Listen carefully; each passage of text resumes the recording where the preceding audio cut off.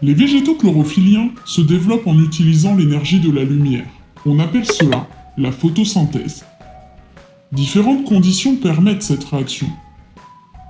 Premièrement, du CO2 absorbé au niveau des stomates, qui sont des pores à la surface des feuilles laissant passer les gaz. Deuxièmement, de l'eau et des sels minéraux absorbés par les racines et transportés jusqu'aux feuilles par la sève brute. Troisièmement, la présence de l'énergie lumineuse. La photosynthèse se déroule au niveau des tissus verts, dits chlorophylliens. Zoomons un peu sur cet organe.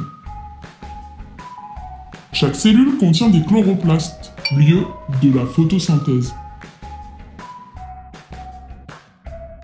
Sous l'action de la lumière, l'eau est transformée en dioxygène qui sera rejeté dans l'atmosphère par la plante.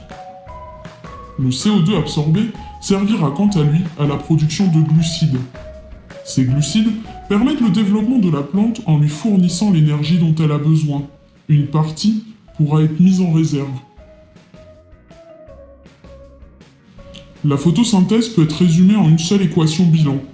Pour réaliser ce métabolisme, la plante absorbe 6 molécules de dioxyde de carbone par les stomates des feuilles, ainsi que 6 molécules d'eau qu'elle capte par les racines.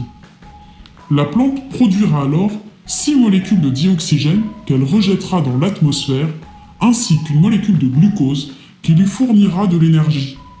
Évidemment, cette réaction n'est possible dans les chloroplastes qu'en présence de lumière.